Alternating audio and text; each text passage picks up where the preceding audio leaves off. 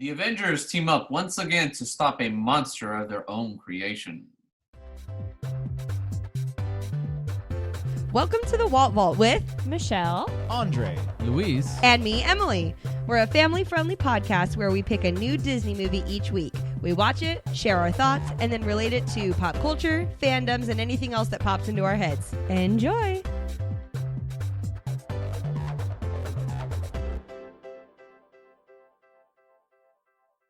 hello and welcome to the Walt Vault, episode 102. 102. With popcorn. Ooh, ooh, with popcorn. Ooh, ooh. Hashtag always snacking.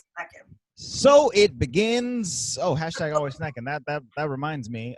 We have shirts available in our Bonfire store. Head to our Bonfire link in the description below, and you can get some new Walt Vault merch. Merch. Baby. I like it.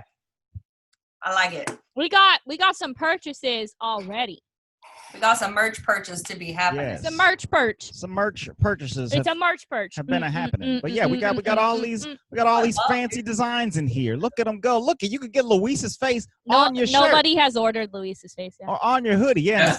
it's making him so sad. He can't even talk right now. He's No, so it's sad not. about it. I'm not one bit sad. We got a short with some horses on it. We got Horses? an apper, some horses, an apper, Purses? and our brand new logo. So head to our Bonfire store, bonfire.com/the Walt Vault. I think, is that what it is? That might not be what it is, but something like that. I don't know, but I'm excited to talk about our week's movie. That's right. This Yeah, week- there's a movie that we are doing for Hero of Summers, and it was a good one. Hero of Summers. I Hero like of it. Summers. Oh, This listen, I said I deep cleaned the house today. My brain is really fried, yeah, listeners. she got all those So chemicals I in her nose. Apologize. Yeah, I do. Okay, I apologize in advance. You know how long it took me to clean those dang blinds? A long time, okay? She's trying to say she has more blinds than you listeners. What are you going to do about The point is, it's the Heroes of Summer. The Heroes Summer of of Summer. Heroes? It's fine. This week, we are talking about 2015's Marvel live-action movie, Avengers: Age of Ultron. This was the second Avengers movie. Correct. Ah, good. I didn't mess it up. It was the second Avengers movie. Let's do some quick baseline reminders for our listeners. If you haven't already listened to our previous summers of Marvel Summer of Heroes, There you go. thank you. Oh my gosh, Michelle. Go ahead and check out the episodes. You'll get some baseline on which superheroes we like, which superheroes we don't like, whose teams we're on, and that might help you fill in for some of the stuff we're going to talk about. So, Age of Ultron, Luis, first impression. Awesome. This one was kind of like the this was always the middle child to me, as far as Like that. me, I'm a middle child. No, like I mean everybody just kind of like uses that as a analogy of like just the one that isn't always like easily forgotten, if you will. I'm trying to find the right words to say without You offending. better watch what you say. I'm right here. I always forget that you're a It's middle the child. lame one. It's the one that doesn't matter as much. It's the bad one. The middle You're child. You know what I'm talking about talking your about. wife, babe. All right. Andre can say that because he's the oldest. He's not getting any of this popcorn now. Anyways, Or any of this barefoot hard seltzer, you know what I'm saying, Yeah, Andre? well- You know what I'm saying? You know what I'm saying? Go ahead, so, Lou. yes, that's how I usually kind of treated it, but it actually was pretty darn cool looking back a fourth time maybe. Yeah, we've seen it a couple times. Yeah, that's a hard part. It's like, how many times have we seen these movies at this point? I don't know. It's But in our household, I can't remember when was the last time we seen any Marvel movie, so I was pretty psyched. We've been Marvel deprived because we watched a lot of Marvel, especially like when Infinity War was coming out, and especially when Endgame was going to come out the next year. It was like Marvel all the time, and then I kind of got burnt out. Not that I didn't like it, but it's not as amazing anymore. It's not as like And then you rewatch them and you're like, dang, this is still hecka good. This is Still fun. legit, man. All the fight scenes, still legit. Okay, I'll give my first impression. It was really interesting because now we can successfully say that we can watch these movies out of order. I can just pick any Marvel movie and be like, okay, I'm gonna watch this. I kind of get where we are in the timeline, and it's fine, right? It's way less confusing than it used to be when Luis had to drill me on what each Infinity Stone meant because your girl didn't know. Okay, I was lost. But that's because you've watched all of them in order at least once and have a big understanding of like each character, but also like the bigger picture too. Exactly. And despite the fact that we haven't, like Luis said, we haven't honestly watched Marvel movies. Well, that's not true. Andre does kind of plop on a Marvel movie every now and then, or just a superhero movie in general in the background. Yeah. But it was really upon this viewing. Obviously, I love all of the Marvel movies, and Age of Ultron is not my favorite event. Guard dog on patrol. You said not my superhero and favorite. he got in the window. I know. It's not my favorite event of the Avengers movies, but it's still like class A Marvel movie. Upon this viewing, I still really liked it, and it was kind of fun going back and seeing like Iron Man and Thor not in their character progression that they're currently in Endgame at all. I was like, oh yeah, they're still kind of jerks in this movie. Like for sure. So it's like really interesting going back. So upon this viewing, I would say that was more my first impression is I was noticing those things more, which was kind of fun. All right, I'm going next. Go ahead. My first impression is that I remember this being my favorite Avengers movie, and even after that was before Infinity War came out. I said that, and even after Infinity War, and even after Endgame, still my favorite Avenger movie. Really, I love, and I didn't realize it at that time, but I love how this movie sets up the stage for the rest of everything else. Like it really does. I mean, it's so much more this last time. I'm over here looking at her and be like, wait a minute. Oh yeah, I have like a list of like, okay, it started this storyline, it started this storyline, it started this and this and this. Not that those things weren't like quote unquote happening in the background, but it's like the first time you hear about, you know, a lot of things or whatever, right? So I think that's really cool, and I really enjoyed that. But I also, like you said, Michelle, I like that the thing that bothers me so much about Avengers, what is the original one called? The Avengers? It's just Avengers. The thing that bothers me about the original Avengers is that it's like a, sorry, family podcast. It's a pissing contest, the whole movie. This one is a little bit of a pissing contest, but this one's much more story driven, and that's why I really like it. And there's, oh God, it's before the drama starts in the next movie. I can't wait. So in comparison, I love this one, and I'm gonna be so mad when we watch that one. So there you go. Yeah. My first impression is. And as our listeners, if you're new to Summer of Heroes, Emily and I tend to disagree on all superhero stuff. So it makes it real fun because she likes Age of Ultron, I like Civil War. And that's just how it is. Does she like Bucky and Captain America? No. Do I love me Maybe that's Bucky? why I like this movie, because Bucky's like barely nowhere to be found. I miss Bucky. I'm like, where is he? Cold Case. That's his name. They call him Cold Case, and I'm so happy. It sounds like he's dead.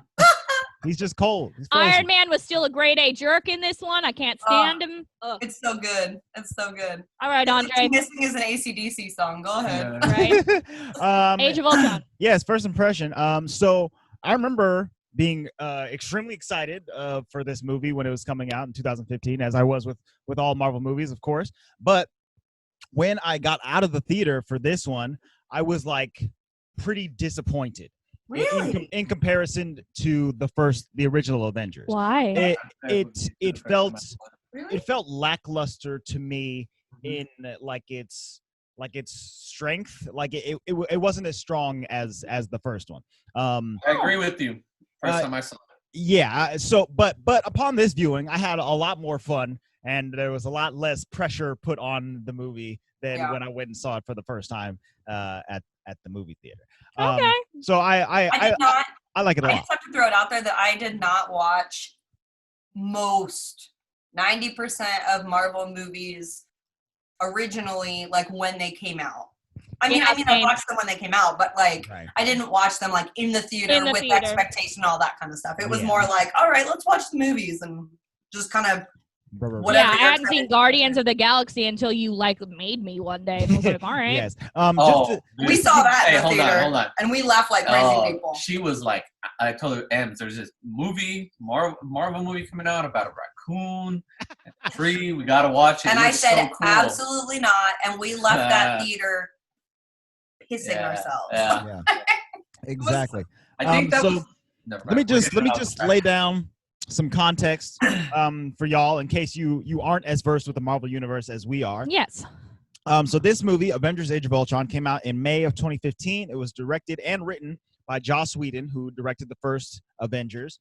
In between the first Avengers and this one, Iron Man 3, Thor 2, Captain America 2, and Guardians all came out. Winter Soldier still, like the best one. That's absolutely my favorite, Winter Soldier. For sure, Winter Soldier's on there. But yeah, so all those came out in between the first Avengers and this one.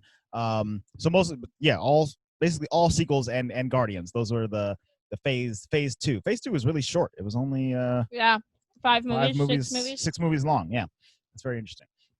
And also the music was done by Mr. Michael Danny Elfman. Giacchino. Just kidding. What? What did we watch today that was Michael Giacchino? Oh, Coco. Oh. Sorry, you're right. It was Danny Danny. It was Danny Elfman though, which is also It definitely was. I think Side my note. notes say, hell yeah, Danny Elfman. I love me some Danny Elfman. And side note, Andre and I watched the first 3 Men in Black movies this weekend. We were gonna watch the 4th one tonight, but we'll probably watch our next movie for this podcast instead. But Danny Elfman does the music for those too. Yeah, bum bum bum bum bum bum bum bum. Yeah. I love Danny Elfman. Shout out Danny to Elfman killing it. Danny Not Elfman. that you can see it, but it Killing it. Oh, Yeah. Emily took notes this time. Oh too. yeah. So in Emily's all notes, caps. Emily's notes will be posted on the Patreon. Go to patreon.com/Walt Vault, get some extra content. All right, so And this movie stars all of our peeps. all of our peeps. But it's also our first introduction to some of those characters that we have grown to love and actually are like some of our favorites now, aka the Viz and Wanda. First time we've seen them is in this movie. And Dr. Helen Cho. Yeah, we had Dr. Cho who And Laura Barton. never shows up again. Yeah, poor Cho. But yeah, we get a whole new cast of a couple new Avengers, right? Yeah, I get some newbies. Some newbies up in here. Heimdall was in. Oh yeah, Heimdall was in one scene. That's right. For a hot second. I almost forgot. Those sexy yellow eyes. Who am I looking for? I don't know. Yeah, who are you looking for? I feel like I was just. Why is missing. Lou Ferrigno? Lou Ferrigno voices the Hulk. So Mark Ruffalo does the mocap and his face and everything. But, Only Hulk. But Lou Ferrigno, who was the Hulk in the 80s, the 70s, something like that. I feel like we've talked about that now that you're saying it. Yeah, I probably mentioned it on the first Avengers. The point is, we got a stacked cast. It's our usual stacked cast. Thor's got long hair in this one still. Everybody's in this You know, bad boy. And we'll He's get still into this looking more. fine. But it's so interesting watching this movie after knowing who Thor is now. Like being like, oh, there was some lightning on him in this one. Like Yeah. we're like foreshadowing what's gonna happen like in 10 movies. You know what I mean? Yeah, for sure. It's really fun. I think that's why I like it too, is that going back now, knowing what you know, you're like, ooh, okay, I see you. Yeah. Yeah, and this was our first movie that introduced the Infinity Stones. So kind of like Louise said, this kind of is like a middle movie in that it was a movie that was really a turning point, like you said, Emily, for the rest of these Marvel movies and where they were going with them.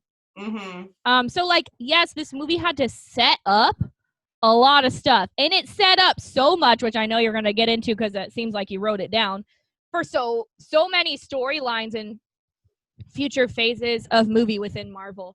So let's get into it. You're gonna have to go through the storyline because I'll go through it. your girl is gonna get lost. But on that point, I think that's originally why I didn't love it quite as much, is because they had to do a lot more in this movie than they had to do in the original Avengers. They had to set up the Sokovia Accords, everything. all of these loop-de-loops of things that had to branch out into their own things that, when stacked on top of each other, just made a slightly less cohesive movie. And I think that Infinity War and Endgame both do it better than Age of Ultron does it. But this movie is fun. So we start off with the coolest fight scene ever. With a very, very cool fight scene. All the Avengers are together and just beating the tar out of these snow forest dudes. It reminds me of James Bond. Like, I don't know. I used to play like James Bond games when I was a kid, like video games. And there was, it always started in like a snowy scene where you were like beating up the bad guys. Oh my gosh.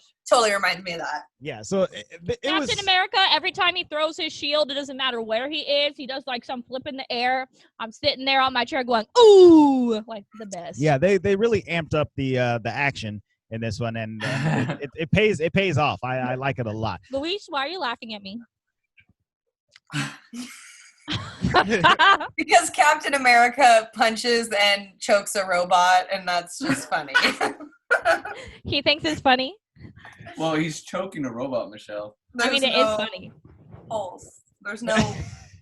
Well, in this opening scene, they're not robots that they're fighting. They're human dudes that he's slamming his shield into their chest. He's just excited about the end of the movie. Yeah. In fact, it is funny that Captain America, he swings that shield just as fast at a robot's chest as a regular dude. And when it hits the robot chest, the robot explodes. But these dudes, they're just getting knocked back like 35 feet. Ow. And okay, as with every fight scene, I tell Andre all the time, like, how many kills do these people have? Because they're just out there slaying. Like, let's be real, they are like, but they're so cool. It's funny too because I think that's another reason why I like this movie. So I know I'm going to jump ahead, but like first fight scene, they have a very specific mission. They're going to do something, but later on they get sucked up in problematic areas and they destroy a whole town. Mm-hmm. And it's funny because as a viewer, you're like, yeah, obliterate that building. Looks great, right? But no, they're actually destroying cities. Like, we know what that feels like right now. Destroying cities is scary. And it's there's a lot of casualties that they don't show. Right? Like, you would be like, they're cool, but they're literally don't care about the little people. And I think that's what makes this whole movie so interesting, because you then get the Sokovia Accords out of this and you're like, oh. Right. I mean, even that their destructive abilities and their kind of nonchalant, we'll just walk into this town, blow it to bits, and then peace out of here. That's exactly how our new twins, Wanda and Pietro, feel. They think that the Avengers are these devastating forces of nature that come in and kill innocent people. And so they've been recruited by Baron von Strucker. He has been experimenting on them. They've got powers. They got weird powers, weird staff powers. And the Avengers are there to take back Loki's staff and shut down these twins, I guess. But the twins kind of mess them up during this scene. Wanda, she's got weird mind powers. She's hecka witchy up in here. She's scary. She's doing like a.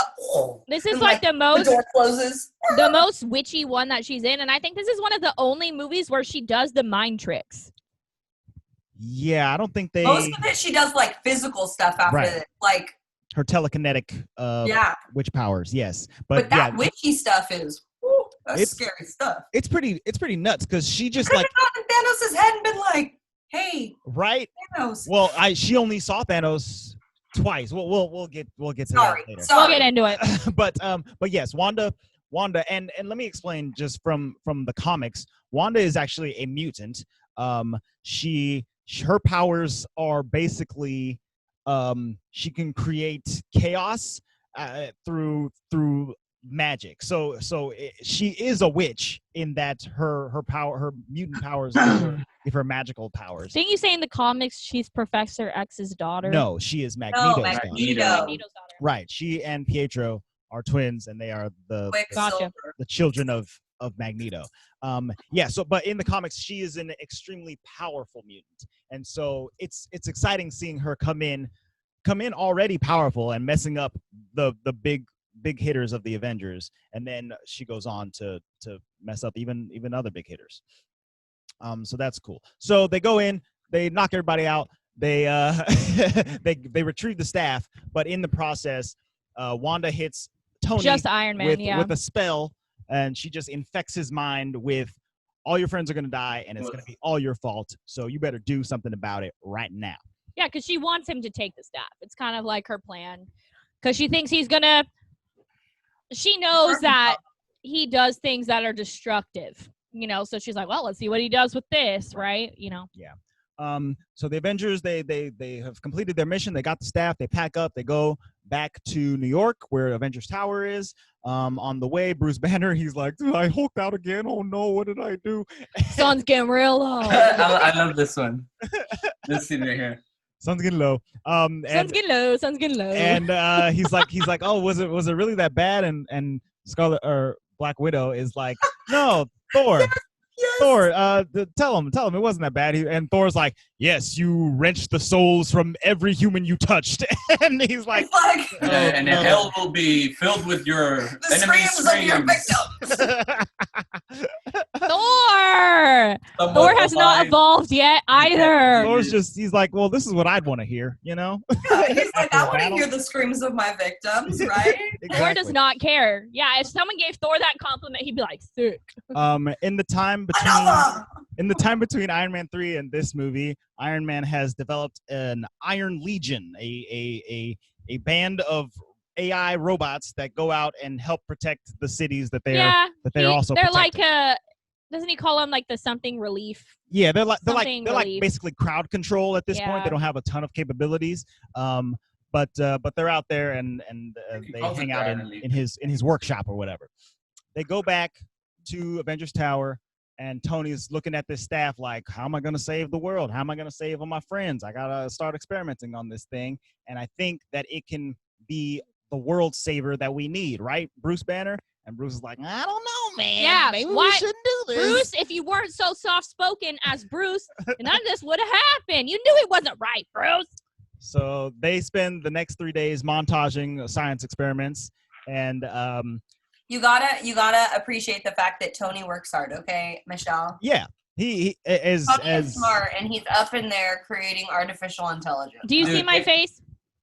I'm not saying it's right. I'm just saying he's smart. Yeah. Okay, Emily. Let's see right now. He's Who's saying, not smart? Bucky. we're not talking about Bucky right now. How dare you? He's not in this conversation. Okay. So right now, Iron Man is basically like, I'm making this AI, whether anybody says anything or not, and I'm going to get involved.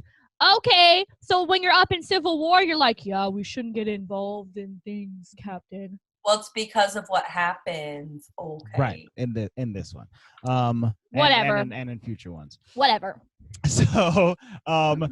You have mutual trauma, what do we call it? Shared trauma? Shared trauma, yes. So Tony and Bruce, over a weekend, over 3 days, they create an artificial intelligence that they are calling Ultron, which is supposed to be a blanket around the world to help stop in future invasions and all of that good stuff, or bad stuff. They leave it with Jarvis. They're like, hey, you guys hang out here, get to know each other, and we're going to go to the Avengers party that's happening downstairs. They go start partying. Everybody is there, even extra people who aren't Avengers yet. War Machine's there, Falcon's there, Maria Hill's there. All these people I love Maria Hill. trying to get in. She has the freaking coolest job. I want to be her so bad. Dr. Cho is there. Dr. Cho is there. We saw the Dr. Cho thing. That's right. Dr. Cho is there because Hawkeye got hurt during that first mission because Hawkeye, you know, what are you going to do? No powers, right? So he gets blasted pretty good. So Dr. Cho brings her regenerative cradle to heal him. It basically grafts a piece of his own skin back onto his body. By creating the skin. By creating the matter. Yes. Correct. That's nuts. Which is awesome. It's kind of crazy. And she's like, yeah, you'll never know the difference. Dr. Cho is kind of infatuated with Thor, which is very funny, and she agrees to stay at the party. They all party, which is really important, actually. Yes. Yeah, they party. Black Widow is flirting hardcore with Bruce Banner. Hardcore. She starts telling him the sun's getting low, and he's like, "Hello, moon's going up." You know? Me? Well, and I love how Captain America's like, "So you and Natasha, huh?" And he's like, "What? No." He's like, "I've seen her flirt up close." And then he's like, "Wait, what?" And this is more than just flirting. And he's like, "Wait, what do you mean up close?" which is pretty hilarious. Good. War Machine keeps trying to brag to the Avengers about his own adventures, and they are not impressed at all. Boom! You looking for this? So ridiculous. So he tries that on like Tony, and they're like, whatever. And then he tries it out on like some normies, and they're like, oh my god, that's crazy. And he makes his face. He's like, yeah, that's right. Yeah. What's really funny is that I remember, I think it was Iron Man 1, right? Where it was the other actor, and then they came over to Don Cheadle after that. Yes. Up until this point, I was super mad that they had recasted him. But like in this movie is where he starts to be like, all right, Don, you can be War Machine. You're funny. Yeah, okay. I think I'm used to him at this point. Like, I'm kind of sad they didn't script him from the beginning, because the other guy's kind of more serious, non-fun type of guy. Yeah, it was Terrence Howard. That's old Hustle and Flow himself, but he wanted too much money for Iron Man 2, so. Here we are with Donnie. Here we are with Don. Donnie Cheeds. Don reminds me of your dad, like where he's like serious, but also was like, just kidding. Yeah, kind of. Yeah, that's very true. That's pretty close. Yeah, the militaristic part of him too. So yeah. So as this is happening, Ultron kind of wakes up. Right. And Jarvis is like, "Hello." Like, what's up? You're Ultron, dude. And literally in like 8 seconds, he takes in all this information in the world and is like, no. Right. No. He sees that he is meant to create peace on Earth, and after taking in all of the information about war and famine and the Avengers, he's like, okay, well, the only way that we're going to have peace here is if we destroy it. We completely start over everything. So that begins his basic plan of world That's domination. why you don't create artificial intelligence, Tony. Yeah, they begin. And he herded Jarvis. Well, he created Jarvis. Jarvis is cool. You know what would be smart? But Jarvis is more of a computer program because he doesn't think on his own. Right. Well, he's more, you tell him what to do and he does it. Jarvis is like advanced Siri, whereas Ultron is like Skynet from Terminator. Jarvis was helping him with those nuclear codes. He didn't tell him to do that. Right, exactly. Yeah, so Jarvis did learn eventually. Yeah. Because he was... Yeah. Right, he had been melded. So at this moment, Ultron, he takes control, and he completely, like, he doesn't delete Jarvis, but he messes him up. He messes him up. He disrupts some code. And then he just like starts creating his own little robot body. Well, he can be like in the internet, right? Correct. He travels through the internet and goes into the body of one of the broken Iron Legion bots. Ew, and I hate that he's immediately humming that stupid "I Got String" song. That's creepy. The Pinocchio song. It's freaking. It's so creepy. That's like the creepiest thing ever. Also, Adeline like turned around and was like. I mean, they couldn't have cast somebody better. Andre and I watched like a little clip of him doing like the stop motion and like full acting for Ultron, which is great. Also, I didn't know that he was Gollum, and now I know. No. You're No. Back it up. James Spader is Ultron. Who's Gollum? Andy Serkis. Andy Serkis is Gollum. He plays Claw, who comes in later. He gets his arms chopped off, and then. Then why did you say something about Gollum on this? You were like, that's Gollum. With Andy Serkis, what I just said. Who does he play? In this movie. He plays Claw. He's in Black Panther. Yes. This guy. Sorry, got him confused. Yes. It's okay. Either way, he don't look like Gollum. We'll get to that. But he's jacked in this movie. Oh my he god. is. So he looks like a tank. the Avengers party has basically ended, and all the non-Avengers have gone home, and all the Avengers are just hanging out on the couch, and they're looking at Thor's hammer. They decide to play a game. Best scene.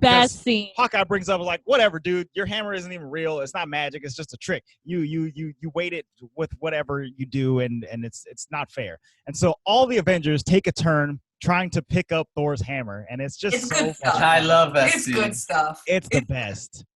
It's so fantastic. The best scene, and I love it even more when Captain moves it like a little inch, and Thor's looking at it like, oh. You gotta just watch Thor's face. Like, don't even look at the hammer, because Thor's like, Yes, literally. It's awesome. And I mean, obviously, we know Captain becomes worthy later on, but it's just so funny. I think It's this is like the height of Joss Whedon's character writing ability. Like this scene in particular, having them all pal around and try to pick up the hammer in their own individual stupid special ways is really fun. When Tony is trying to pick it up and he's like, it's just physics. I put my hand through the through the wristlet thing and I'll pick it up like this, and then he puts his armor on. He's like, I'll just pull it up, and then him and War Machine are both trying to pull it at the same time. Such idiot. Come on, man, pull. It's a lot of fun. It's literally one of the best scenes. That definitely is like a scene that we've all experienced in our lives where, like, you know, party's over, we're just hanging out afterwards, just, you know, shooting the you know, the sticks and stuff and just talking about some random old stuff, you know? For like, sure. and then you're like, all right, let's get down Especially to for it. superheroes to do it, like, they're people too, right? Like, yeah, come on, we can move this hammer. That is great. Yes. It's just freaking, they're hilarious. I would say this and the shawarma scene are two that get me, like, every time. Oh, yeah, that one's funny, Right. too. Yeah. This one's just longer, so it's better. I mean, I just think it's better. Oh, it's definitely better, but I still, the shawarma thing gets me every time. It's so Right. funny. yeah. I think that's another one of the coolest things about this movie is that you get to see these characters who in the first Avengers were basically fighting each other the entire time. And now you get to see them much more relaxed. They're hanging out. They're in their normal clothes. They're not in their superhero outfits. They're just hanging out and chilling with each other until they are interrupted by old James Spader and his Pinocchio song. Get out of here. He comes in. He's like, I killed a dude. I'm crazy. I'm a robot. You guys are all going to die. Yeah, just like that. Good. and then they are under attack. And they have to fight him off. I love that Maria Hill has her gun like under her dress, like Oh yeah, how they wear it. She's like, I got this. And Black Widow had some hidden under the bar. She's like, bling, bling. yeah. These ladies are literally always packing heat. They don't go Literally. anywhere. No, they don't. They've both of them have been on planes with guns. I'm 100% sure. For sure. So they're fighting because Ultron can infiltrate the internet.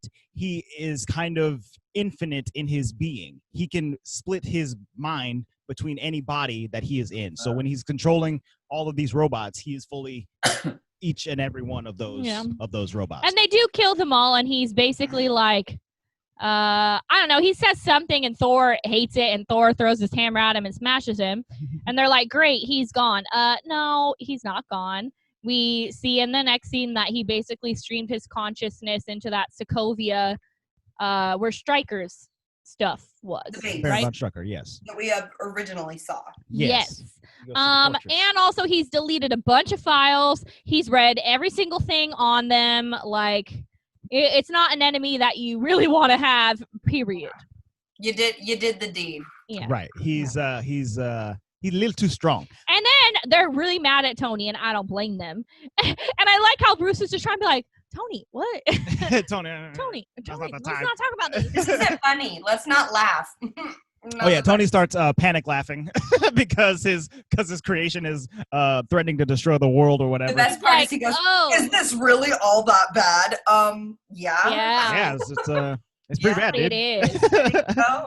It's definitely bad. And then Ultron, so he's in Sokovia doing his thing, or not in Sokovia. I'm not sure where Von Strucker's stuff was. Actually, yes, I believe it is in Sokovia. Is it in Sokovia? Mhm. Okay. And he calls upon the twins. The twins. Yeah, so the twins, after Baron von Strucker had gotten arrested or whatever. You can call him Bon. That's hilarious. After Bon gets arrested, the twins, they kind of go out on their own, and they find Ultron because he's like been putting feelers out on the internet, I think. They find him at this church, and he's like, hey, what's up? I got a brand new body. What's going on, y'all? And they're like, cool, we want to be evil too. We hate Tony Stark. And so they say why they hate Tony. Correct. Which is good. They give a whole backstory where when they were much younger children, bombs were being rained over Sokovia. One falls right through their house, destroys their parents and the floor that they're on and buries them in rubble. And another one falls in but doesn't blow up. And on the side of the bomb, it just says Stark. So they got a pretty clear view of and they were there for 2 days. Who it is that hurt them and killed. Well, and am I correct in timeline that probably would have been during the time when Tony guy? I think so. Yeah. Yes, it would have been that guy when Obadiah was selling his weapons to terrorists and whatnot. Yes. So, I mean, if you're a weapons manufacturer, you're a weapons manufacturer, right. but in the same vein, like he didn't ever want those weapons to be used or his technology to be used of course in that not. direction. Correct. Of course not. I just like when they kind of give everybody a little backstory. Like, for sure. It would be weird if the twins were just like, yep, we're gonna be evil with you too. But especially because they signed up for the experiments, right? And nobody else lived. Apparently, they said that they were the only two that survived. I was like, okay. Made a strong, sturdy stuff. Good stock, good genes. No, they're made of revenge. Okay, right. they're chock full of revenge, and they decide to take it upon themselves to go and take out some Avengers. They're gonna try to go take out some Avengers, and you know what? They do a pretty good job. So Ultron kills Bon and sends them a picture of him like dead, right? Then they look and they're like, great, all of Bon's files are gone, okay? They're gone, Von Strucker. All the files are gone. And so the only thing they can think of is Claw. Go ahead. They go through all of the hard copies that they have of their files at the Avengers Tower.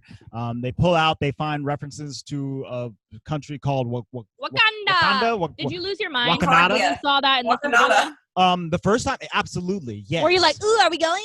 Because I don't think they had announced that Black Panther was going to be its own movie or anything like that yet. No, definitely not. That was going to come later in Civil War. So the fact that they were mentioning Wakanda of all places was nuts. And then they like cut because they're like, okay, well, this guy he has infiltrated Wakanda. He's stolen their goods from there before. So we're gonna go track him down. I was like, are we going to Wakanda right now? Is that what's happening? But it wasn't. Nah, you had to wait for Black Panther. See, they were setting stuff up without even knowing it. Well, and that's why I'm so happy with this, because they're talking about, like, they don't call it vibranium and they don't like really get into it, but they're like, well, they have the most precious, material on Earth. They say vibranium. They say vibranium. I don't think they do a couple times. I think they do.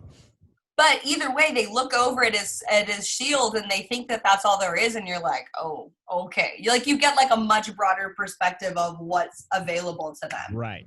They should have done the music right there. Do do do do do. You know that? How do you do that thing? Which song is it? It's like the opening to Black Panther. It's like do do do do. Oh. Do it. There you go. Oh, I don't know. I thought we were doing like a doo-doo-doo-doo. Yeah. Yeah, we're doing where we're going. Panther intro. Doo-doo-doo-doo. Oh, no, that's the Adam Sandler. Damn it. One of those songs. So we cut over to East Africa, Wakanda. where Claw has commandeered like a rundown ship, and that's where he's manufacturing all of his weapons, the weapons out of the vibranium that he has stolen from Wakanda. The twins show up there because they're trying to like intimidate him or whatever, because Ultron wants vibranium in order to create a new body for himself. Yes. Mm-hmm. So they go there. The Avengers show up. Ultron's there, and they start going toe to toe once again. Yeah, they messing stuff up. Well, first of all, though, those two are messing each other up. Ultron and Claw. right? Yeah. He gives him the vibranium, and Ultron just gets like really mad and just chops off his arm. Ultron says something that go ahead. that Tony said to Claw at one point where they had met in the past, and he's like, "Oh, you kind of sound like Tony Stark." And Ultron like loses his mind. He's like, "I don't sound like Tony. He's not my real dad, and I don't sound like him at all." And got no strings. and he chops off this dude's arm, which will lead to a much cooler arm in future movies. But yeah, I really like that point that that Ultron, he is technically a child of Tony Stark because he was invented by this artificial intelligence thingy-majiggy.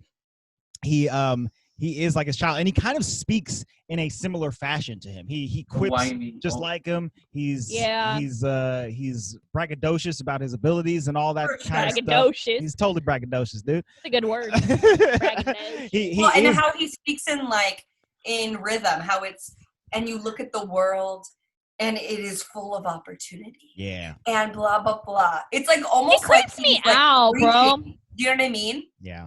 Like it's almost really good, cadence. Yeah. Ultron is really creepy. If he came into my room and was like, "I got no strings," I'd be like, "Oh Jesus, this is it." Why would he be in your room, why are you creeper? I don't know. I'm just saying that he's creepy. Indeed. Yes. Indeed, he creepy. Yes. So, anyways, the twins and the Avengers are there, and yep, lo and behold, they start messing things up. Right. So we're fighting, and we get a lot of good action from Pietro. Can I pause here though? Because you brought up my first problem with this movie. Okay. Pietro. Aha. Oh, yeah. Okay, it's not my favorite. Oh, it's not him that's the problem. Well, literally, and it's funny because I'm talking about this with Luis not here, but Luis's favorite anything is a speedster, right? We know that the Flash is his favorite and everything, but he loves the idea of anything or anyone that is full of speed.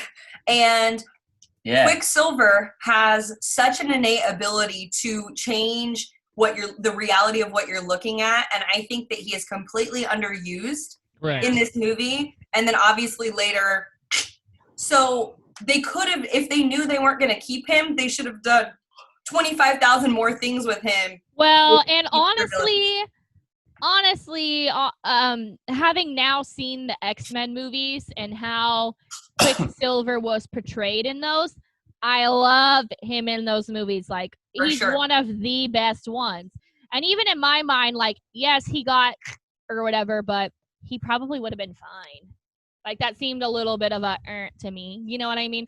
So I agree with you. I do think that I just feel like you had this opportunity to utilize a skill that you're not going to have if you knew you were going to kill them off. Like, it was just completely underutilized. Yeah, like, I agree. Give us some cool speedster things. But I guess because they had Fox was doing other things too. They couldn't overlap. I don't know, but maybe. It's very interesting. Pietro is a very exclusive character in that he is in both the Marvel Cinematic Universe and the X-Men Fox universe as basically completely different characters that have the same powers. They're completely different.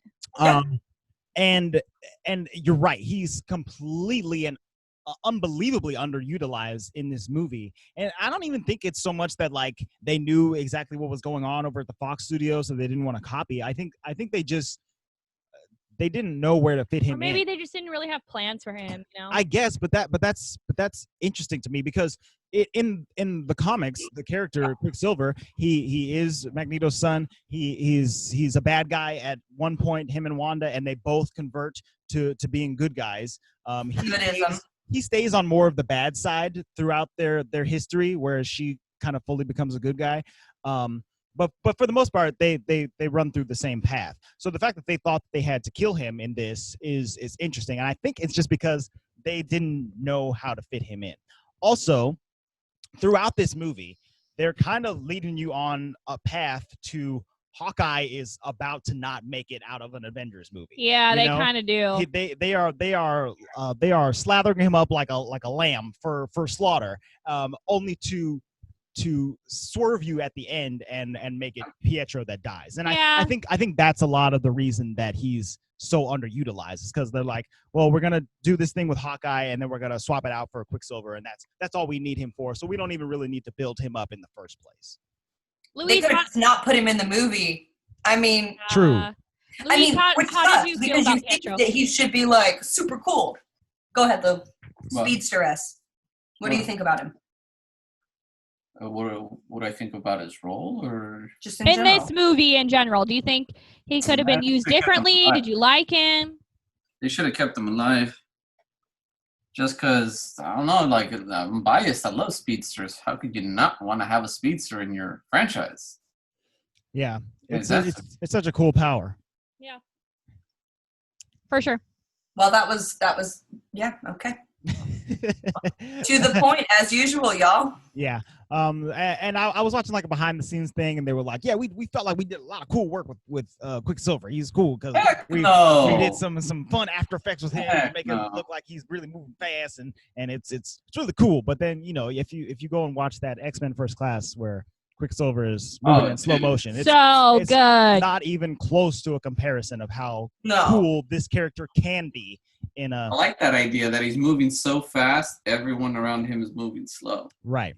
Yeah. You know what Well, I and if mean? you think about that too, I mean, I realize that we're not talking X-Men, but if you've seen X-Men First Class, he's not in a whole bunch of the movie. Correct. Or he's not utilized, I guess, in a lot of the movie. He's not like a main character. But the one scene that they take, it's like a 5-minute scene, and it's the coolest freaking scene of the movie. It's the best scene, yeah. Like, it's so cool. And I think back to that all the time. And they could have done something like that. I mean, at least to be like, we have the power.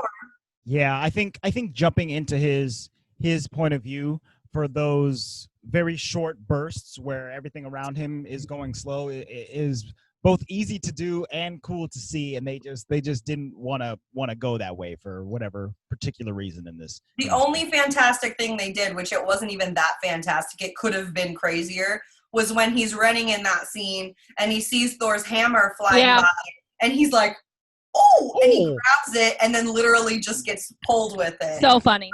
Which was funny. That was but cool. That could have even been crazier. Could have been more like fantastical. Yeah. True. I mean, imagine it like turning around and coming back to Thor. You know how Thor can like hold it and come back? Like, that would have been be hilarious. Some Harry Potter business up in there. Like, yeah, and that's another thing, is that like not only is he underutilized, but he's way slower in this than his character actually is. I was actually going to say that, because how are you going to tell me that a runaway train is faster than him? Right. Because he was just barely in front of the train. Like, this is nuts. This dude can run 95 miles an hour. That's it. That's his power. This is stupid. But you want to know what's really funny though, is because Luis and I were talking about Barry Allen from DC, right? The Flash. Why were we talking about him in bed the other day? I don't know, but we were talking about how if he was Barry Allen, he would take us to Disneyland every day. He would just, come back. And so he was trying to calculate how long it would take. We were doing like miles per hour and like how many miles and how long it would take. And if he took me first, I could be there so that I could get a girl and then get the other girl and then he'd be there. Yeah, no, this guy, it would take you still 3 hours or 4 hours to get to Disneyland. What's the point? Just get on the Amtrak. He's not even going fast enough to give you whiplash. He's so slow. Who, Pietro? Yeah, it's nuts. He can't do anything. You know what? Here I am thinking, this guy has a tracksuit. If he really was a speedster, that thing would be burned off. Oh my God. And I'm like, never mind. You're only going 90 miles an hour. Right. You keep your clothes on. It's perfectly fine. I would have liked to see him with like holes in his shoes a couple times or something. I don't know, but he was wearing those like nice like running shoes and they were perfectly clean the whole time. Yeah. Like, I ain't buying it. Do you remember that scene in the Incredibles in the beginning where Dash is like putting the pin on the teacher's chair or whatever, and the teacher's like trying to track through the video, and he's like, he's right there, I see it, I can see it. He would have caught Pietro immediately. It would have been very clear. Like, look at you go, you're running pretty fast on this video, and you put the tag on my chair, you little stinker. Okay, another thing. We gotta move on from this Flash, y'all. Oh man. It's so good though. Anyway. It's so good how how bad it is. Poor Yeah. Pietro. So, Actually, the one thing I think where they did kind of show his potential was with Claw's gun. He takes the gun from Claw and takes the clip out, lines up all of the bullets face up, puts the clip down, puts the gun there. That is probably the most used portion of his power that I think was in this movie. Yeah, I agree with that. 95 miles an hour. Come on. Yeah.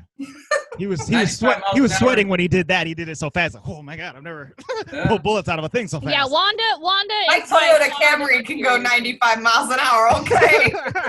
They should have casted Emily to be in there with her car. Saved everybody. Is the moral of this story that Wanda is the superior twin? Because she definitely is.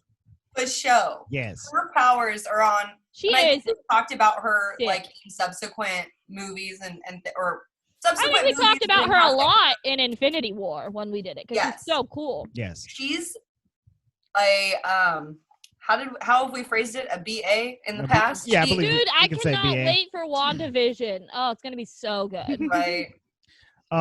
Yeah. So I Ugh. think the fact that both of them got their powers from the Mind Stone, which we all know.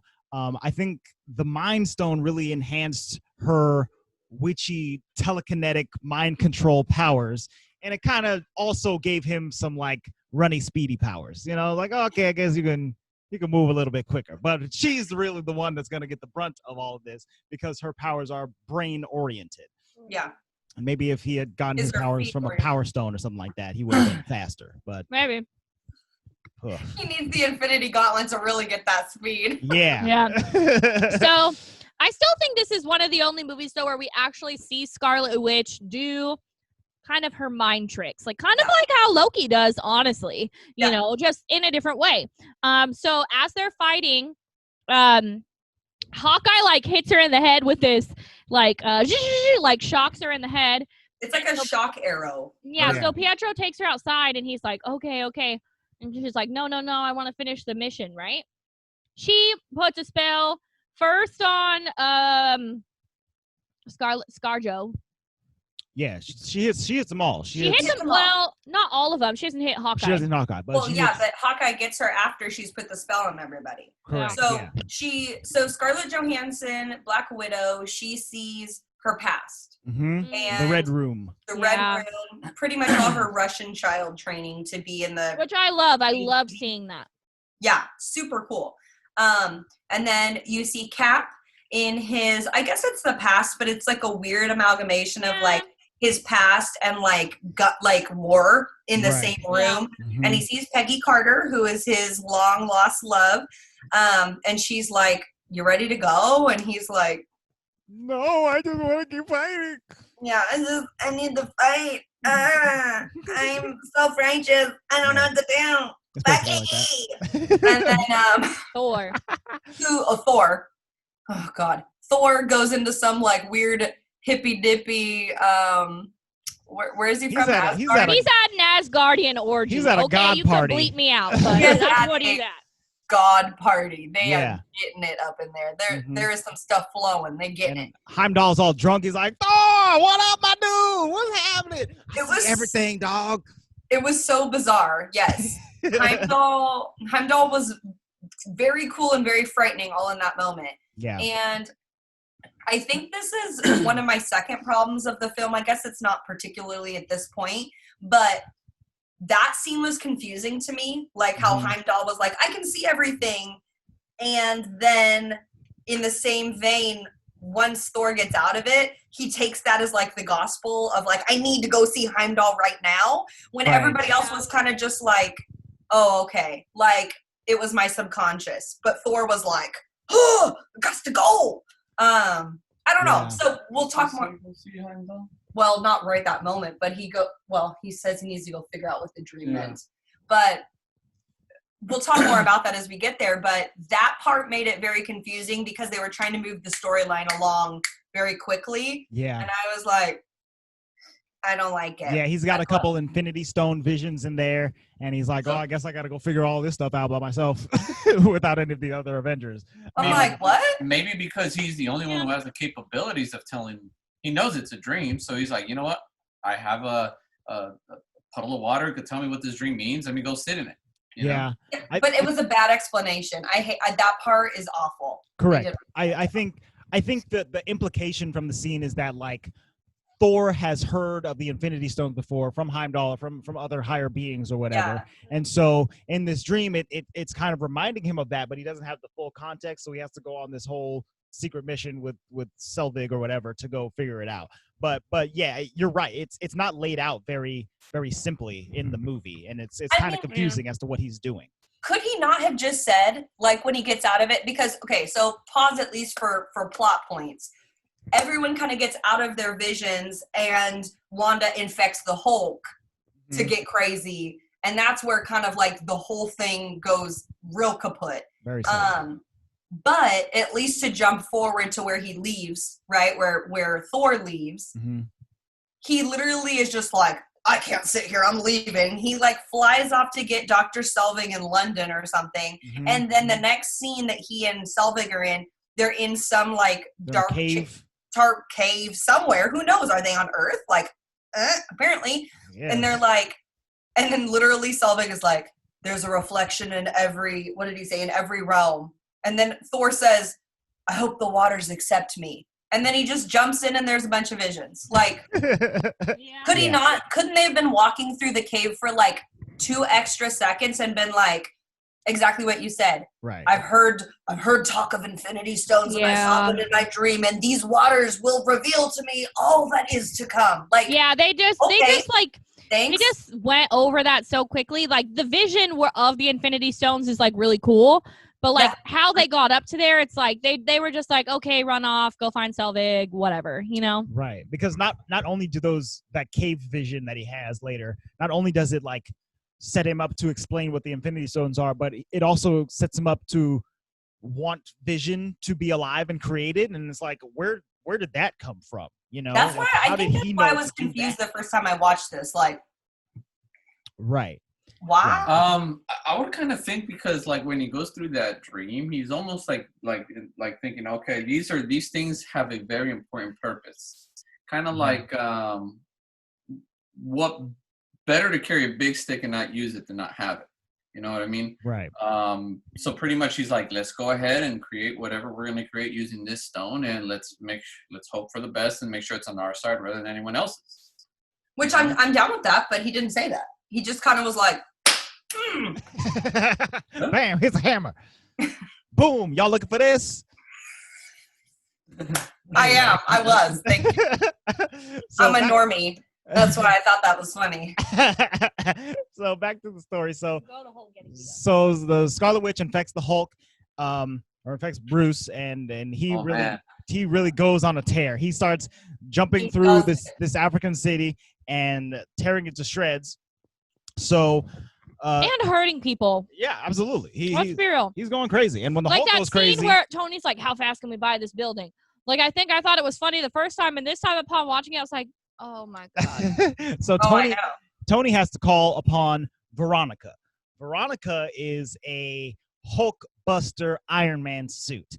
And it's very funny that it's called Veronica because in the comics and in the movies, I guess, in The Incredible Hulk, the Hulk's girlfriend's name is Betty. So his main love interest is Betty, but they're posing this Hulkbuster suit as Veronica, Betty and Veronica from Archie Comics. It's a whole in-joke that leads to Hulk getting punched in the face, which is it's weird that Bruce agreed to that.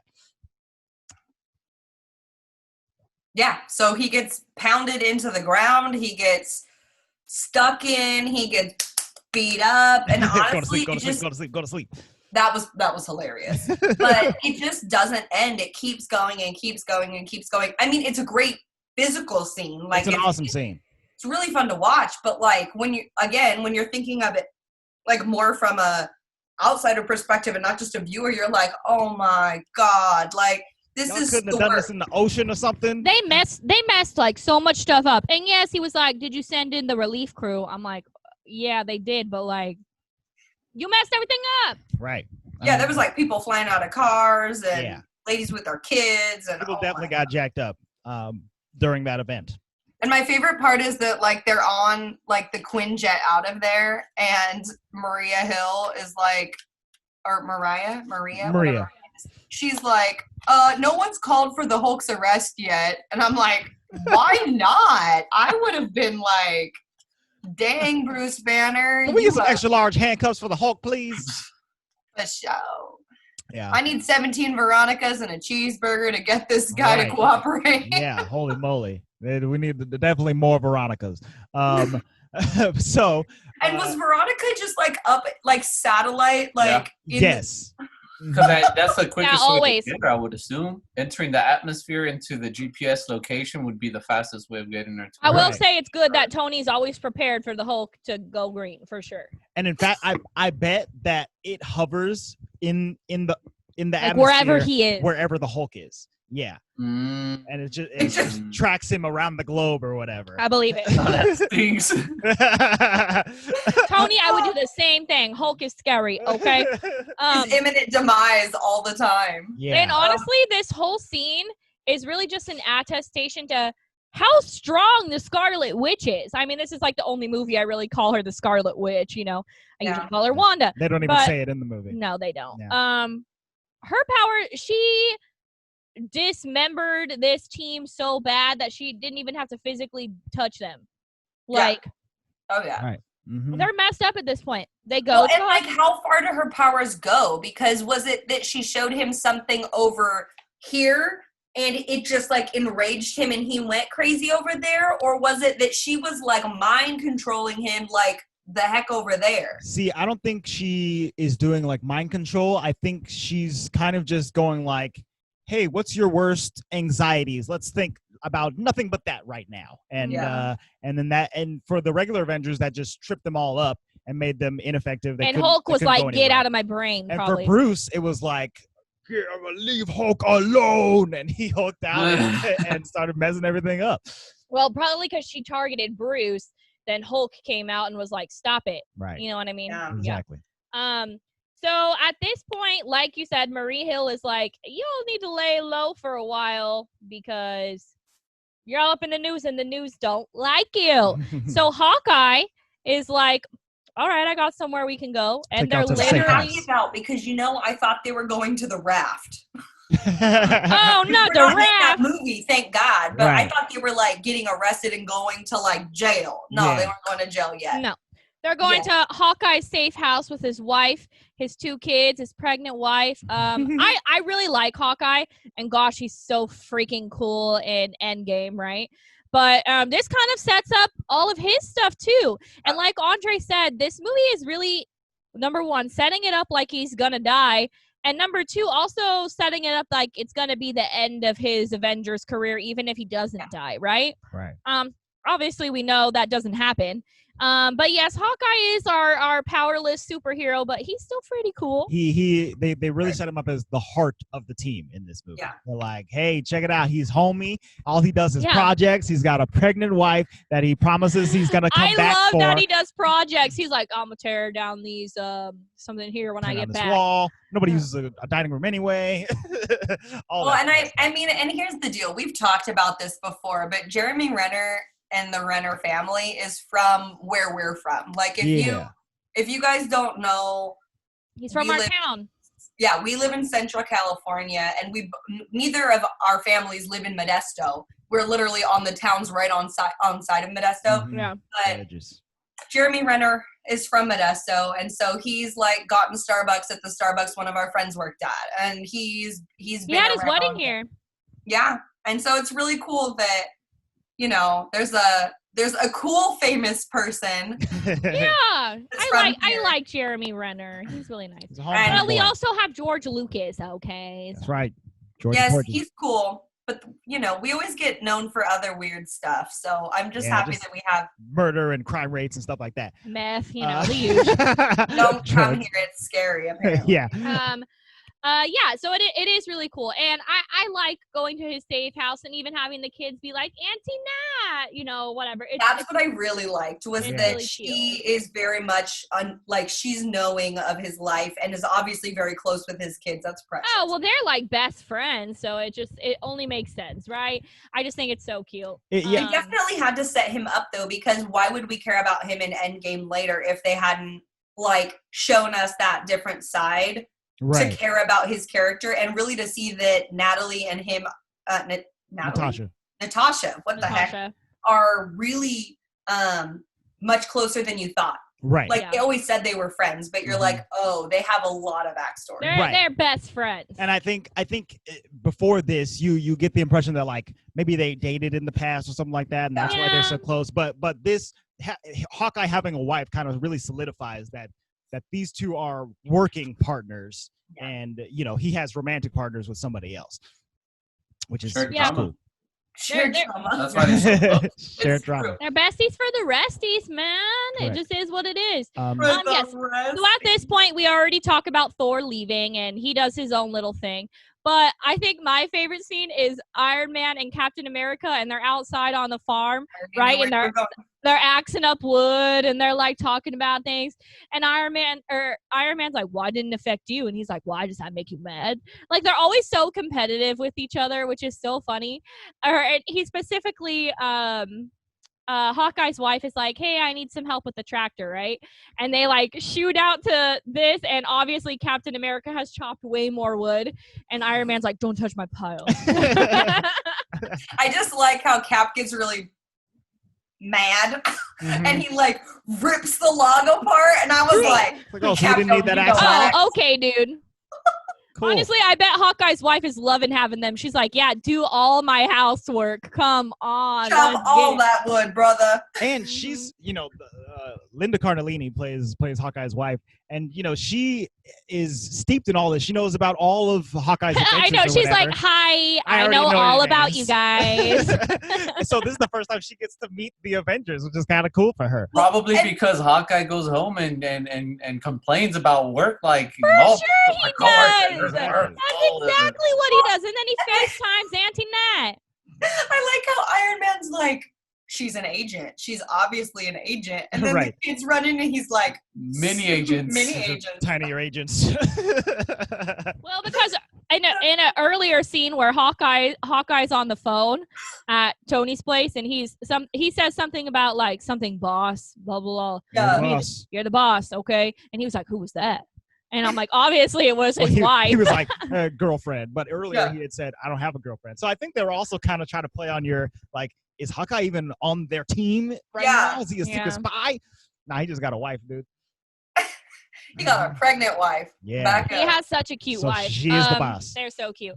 Anyway, so as Iron Man goes to work on the tractor, lo and behold, who is it? One of our favorite guys, Nick Fury. He steps out from the shadows and is like, he's like favorite. I don't know, but he is one of my favorites in freaking Captain Marvel. Love it. Well, yes, Captain Marvel changed my tune about him, but about old Fury. There was also a scene in here where Natasha and Bruce are talking, and it's a steamy scene. I was getting all kinds of hot and bothered. Yeah, dude. Them two really had the hots for each other in this movie. I was like, oh my goodness, this is about to go down. He steps out of the shower. She's out there waiting. She's like, "I would have joined you, but I was like, oh my goodness. And then he's like, "Nah, we can't. I'm a monster. I wouldn't even be able to have kids or give you a family or anything like that." She's like, "I'm a monster too. They took out all my reproductive organs." She definitely does not say reproductive organs. In my ballet class, they took them out. And we can't have kids. We could be monsters together. I was like, I'm trying to see a monster mash. Let's go. Oh my God. Both of y'all together. Get on it. They're in the bedroom alone. I'm like, oh my goodness. And then they cut outside to Tony and Cap fighting. I was like, all right, fine. I guess. What's the difference, right?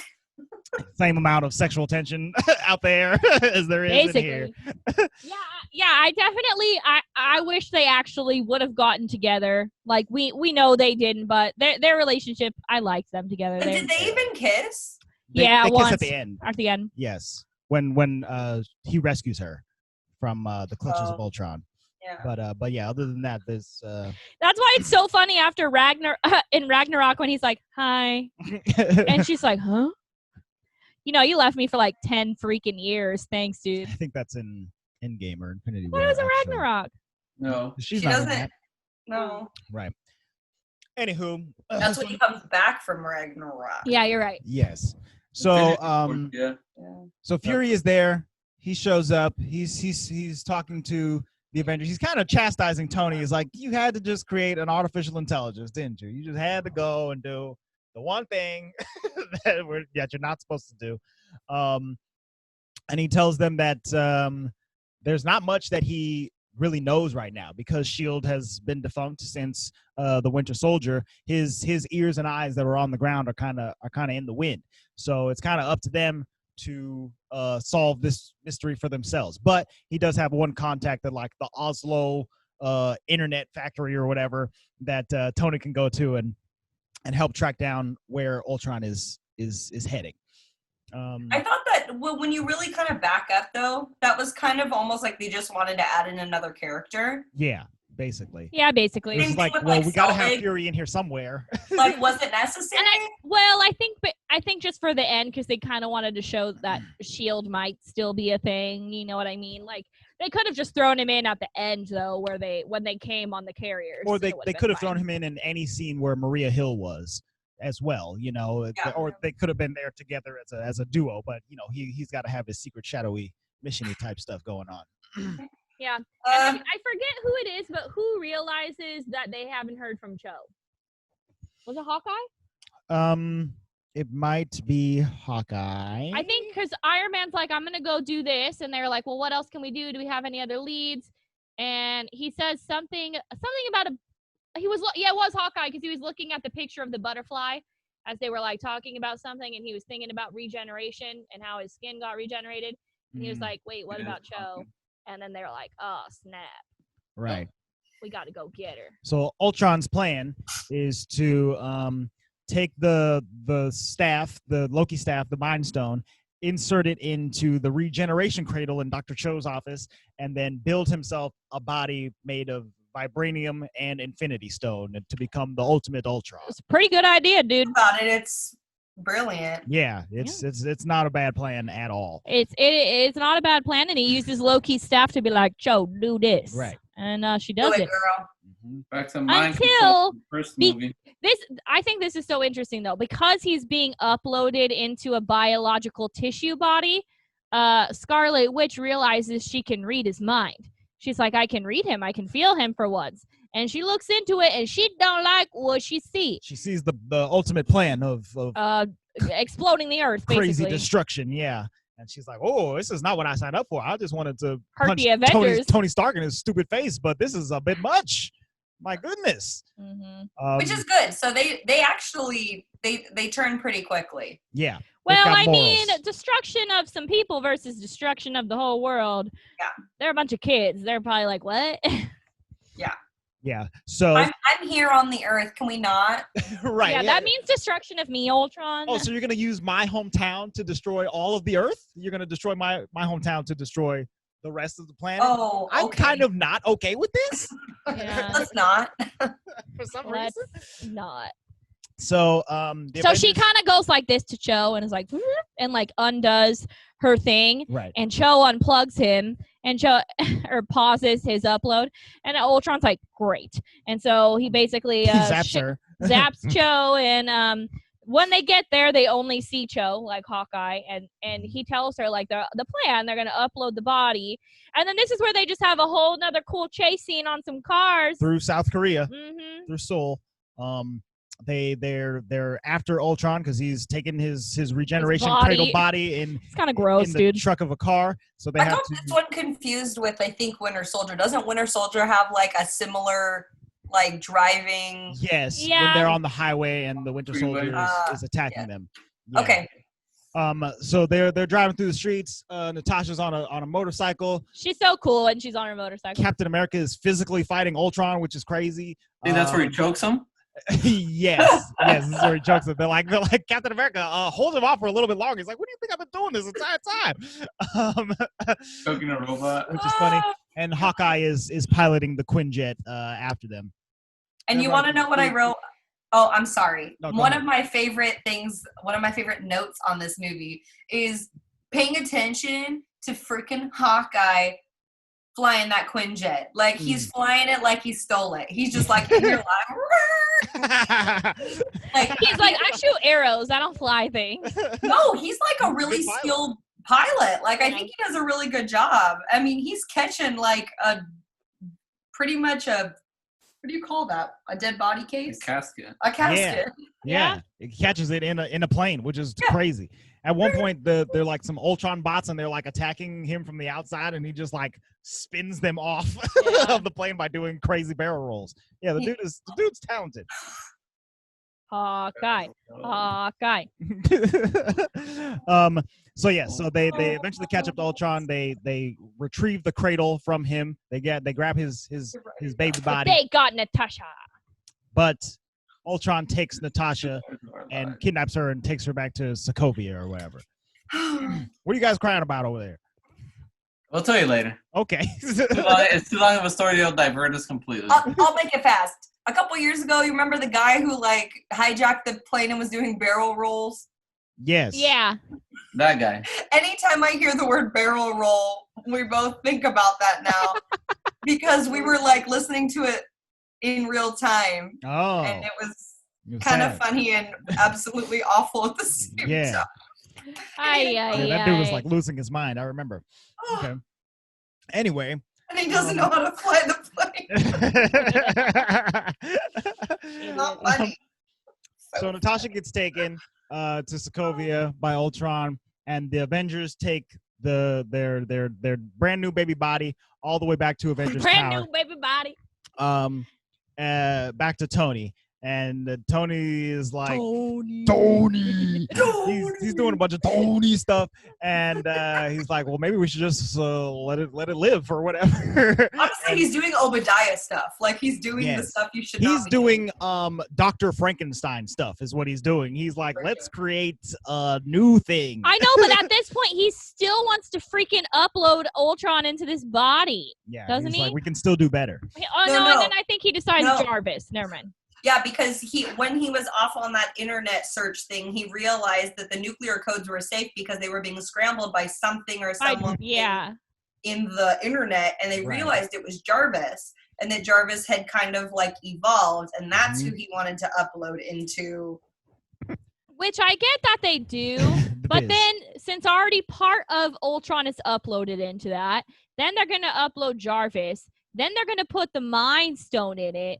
That Vision ends up being like 4 different entities. He is an amalgamation of Tony, Jarvis, Ultron, Thor, and Thor. Yeah, he's and the Mind Stone. He's all of it. He is the Vision. It's wild. It's wild. I love Vision. Thus, the best character in the MCU is Thor. When we were watching like these behind the scenes kind of documentary on this movie, it was so interesting because who plays Vision again? His name is Paul Bettany. Okay, well, he's been like on these movies as Jarvis, you know. He's been Jarvis but he just since does Iron Man. voice work. And so he's like, this was the first time I got to like be physically in the movie, which that has to be so cool. Yeah, for sure. Poor what's his name still hasn't been physically in the movie. Who? Bradley Cooper. Oh yeah. Well, he's a raccoon. So. Neither is Friday. Yeah, I think for Paul Bettany, he said it's kind of a double-edged sword. He's like, my job has been easy for the most part. I go into a booth, it's at the end of the movie, I just say my lines, and then bada bing, bada boom, I'm done. I'm in the do it from home. And now, let's be honest, like, how much acting do you have to do when you're being a computer? Right. You know what I mean? Yeah. I don't think you have enough power for that, sir. That's all he had to do. But now he has to suit he's a up whole entity. Yeah. every day for work. He's got to sit in an hour of prosthetics. An hour and a half to put all his prosthetics on. Yeah. So I love the Vision. Yeah. The Vision. He has a fantastic look. I really love the look of the Vision. I love that he looks at Thor and is like, cape. Yeah. He's like, ooh, I want one of those. That's cool. One of those. Yeah, so at this point, yes, they make the Vision, and Thor is like, something about Infinity Stones. It's okay. It's the Mind Stones and Vision. It's safe. because he can pick up my hammer, so I trust him. No, that's not what he says. Right. What do you say then? You took the sexiness out of that scene. Okay, go for it. Well, I don't know what he says. Well, that's not what he said. They're basically like, how can we trust this thing? We don't know what it is. Ultron made it. It could be a spy against us. Thor definitely throws it. There's right? no He's way. like, There's no way to prove that this thing is going to be an asset to us. And then Vision's like, you're right. I don't know how you could possibly trust me. Oh, here's your hammer back, by the way. And he just like hands Thor his own hammer, and which they all tried to pick up earlier in the movie. It's like, oh, okay, I guess he's probably a good guy. I guess. I literally looked at Lou and was like, sounds legit. I would have said the same thing. Like if I saw him pick up the hammer, I'd be like, he's cool. It's literally, he can join our crew. Literally the fastest way they could get to trust a completely brand new character. Yeah. Wait. And especially like a sentient being that was just evil. Right. Like, Yeah. all right. We're just But evil.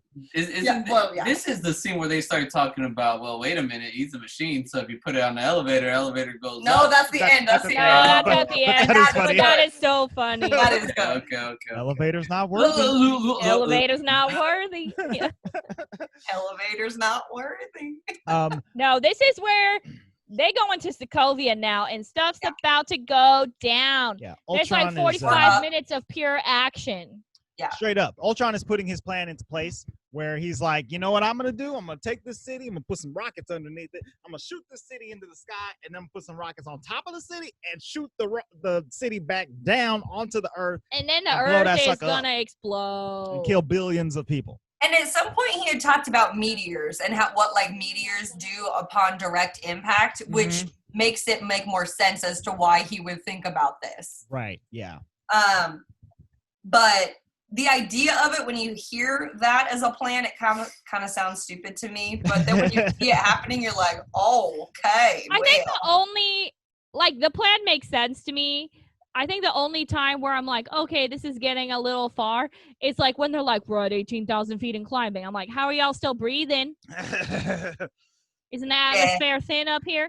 And it takes them like till the end of the fight hard to breathe. to be like, the atmosphere is getting a little thin. We need to get off of this thing. Like, okay, all right, whatever. They're hitting 36,000 feet or whatever. You know what, Michelle? They've got their adrenaline real high. They can breathe. Okay, it's They're protected by fine. It's Sokovia's Okay, self-atmosphere. But this is my question for you, because every time there's like, obviously there's like hundreds of these Ultron bots or whatever. When they run like little bugs everywhere, does it freak you out? Oh, that's a yes.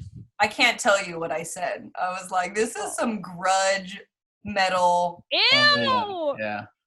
Like, Gross. there's like a literal part where they're like, yeah, they're it's so bad, getting huh? that creepy crawlies on. It's They're so gross. bad. Yeah. Anytime I see anything in a movie where it's mass amounts of things like crawling or anything like that, I think of you just, and I'll be like, oh, I wonder if Emily hates this. Of course, I know you do, but like, I do. like I hate sprinkles. I had chocolate sprinkles today. How dare you? And I thought of you. What a life. I even told Adeline, I was like, here, have a bite of this and tell Auntie Shell you had sprinkles. And she goes, I tell sprinkles. I tell. I love it. Tell her about the prinkles. So the city is rising higher and higher into the sky. The Avengers are fighting off all the Ultron bots as fast as they can, but there's some really good scenes with Hawkeye. Yes. I would say some of my favorite scenes from all of this action is the stuff with Hawkeye. So Scarlet Witch and Hawkeye kind of end up in the same section where they're supposed to be holding off these bots, right? And she kind of not has a panic attack, but they're in the church or whatever. I've never done this before. And she's like, oh my God. And Hawkeye just gives this whole dad speech, like he gives a Captain America speech. He does. It's a Captain America speech, and she doesn't say anything. And he's like, okay, nice talk. He says, if you walk out that door, you're an Avenger. Yeah. If you want to stay here, I'll protect you as much as I can from out there. But if you walk out that door, you're an Avenger and you're going to fight. And she's like, okay. And he's like, okay, bye. So he dips out, and then she busts out and telekinesis and all yeah, when she busts out of that, I'm like, get it, girl. all the Ultron bots. Dun, dun, dun, dun.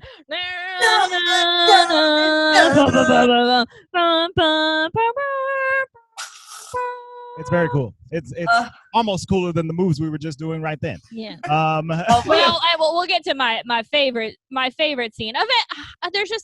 There's so many. I love when Hawkeye's talking to Nat in the car and he's like, yeah, I'm gonna tear down this house. I'm like, are we in a fight? Like, what are you guys talking about? Remodeling your home right now? It's ridiculous.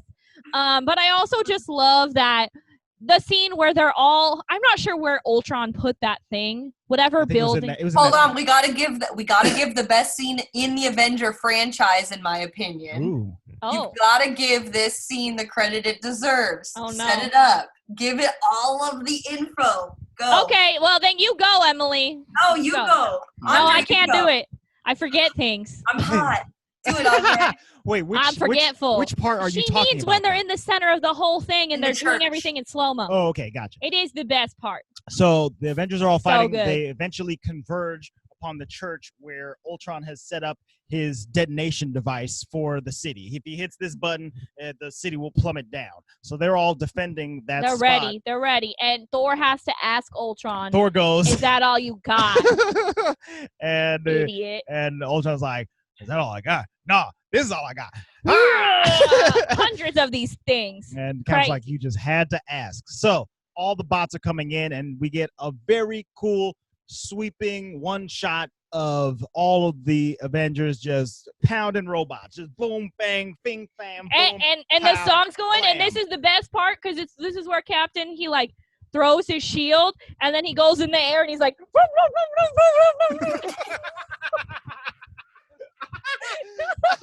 It looked just like that. You guys have got to That watch the national video monument. version of the podcast. Holy moly. he doesn't like the air like this, like Y'all, if you're listening to this, you need to go back and watch that because we just got a national monument on screen. Oh, that's the best part. oh my goodness. So That sick. was the best spin move I've ever seen. You're welcome. I I'm was not gonna Captain say America, the vision okay? I flying can't. through was the coolest part, but apparently not. Yeah, so they're Well, even Scarlet Witch going like. yeah, they're all doing it. Hawkeye shooting arrows. You like my The sound Hulk is effects? smashing stuff. Thor's hitting stuff with his hammer. Oh, Vision's- angry. Vision's shooting light beams out of his forehead. It's cool. It's all I think very I cool. just really like this scene because, like you said, it's shot in One take. Or, Single. It's like a one- 360 a shot, panning shot. kind of. Yeah. Thank you. It's a panning shot. So you get what's happening here, what's happening there. And I've always had a fascination with, like, I always think of the game Mousetrap. Like, you do this, if this happens. Like, Mhm. if Yeah. Cap throws his shield and Thor hits it and it does this, and then woo, and So good. it literally made my heart palpitate. I was like, wow. Yeah, and then the song is playing at the same time, makes it that much more epic. Yeah, so all of this is happening. They're getting the better of Ultron. Also, at some point, I don't know if this is before or after this particular shot, but the city still has tons of people on it, so they need to find a way to get the people off, but they're thousands of feet in the sky. They But- basically can't at this point. But Nick Fury and Maria Hill show up with a full helicarrier. Okay, and I will say that this is also something that kind of sets it up for Civil War. So Captain America is like, I am not leaving this until people are gone. Mhm. And she's like, this is stupid. We could blow this city up and save the rest of the world. Like, it's Right. an easy choice, There's Captain. gotta be another way. That's kind of what Black Widow says. And he's like, I ain't leaving. And she's like, I didn't say we're leaving. Like, we'll die too, type Mhm. of thing. Yeah. And I was like, uh-oh, there's some pre-Civil War stuff going on right here. But yes, you're right. Maria Hill and Nick Fury saved the day with new and improved shield on a helicarrier. Yes. Pietro is impressed. He's like, oh, this is what S.H.I.E.L.D. is supposed It's to be. not Oh, so okay. bad. This is not so bad. I like this. My accent is perfect. That's pretty good. Y'all making fun of my That's- spin move. What about Andre's accent? That's another thing is that, Wanda I don't know. and I have no Pietro- words for that accent. Go for it. Wanda, Literally like the only movie Wanda has this thick of an accent. they both have these Sokovian accents that quickly get dropped in the I'm next. very annoyed about that. They get Like, if you're gonna Americanized. have an accent. she like does not even have an accent anymore, really. No. I mean, I it's, also didn't know she was an Olsen. yeah, dude, she's the Yeah. best Olsen sister. I had no idea. Easily. She was an You didn't know that? Olsen. I didn't know that until like going into watching maybe Endgame. Like I had no Oh, idea. yeah. I had no idea. Yeah, she's sick, dude. She's Yeah. cool. She's I their like younger her. sister, the twins. Mhm. Which made me sad because I was all about those twins when I was younger. But you know what? Man, it's her time to shine now. Yeah, her time. Twins, you had your time. Get out of here, Mary Kate and Ashley. It's Elizabeth's moment. So yeah, aside from her accent, she's great. I really love her as an actress.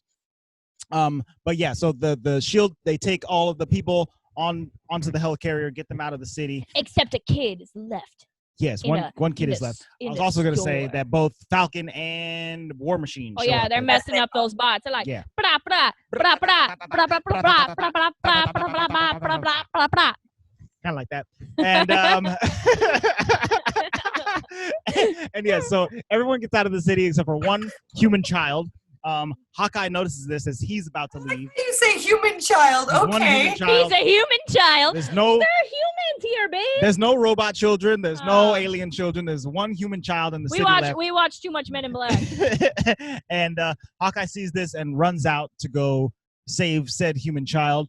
Ultron is piloting a Quinjet and gunning them all down. He sees Hawkeye grab a little baby boy and he's like, "Oh, I gotta shoot this!"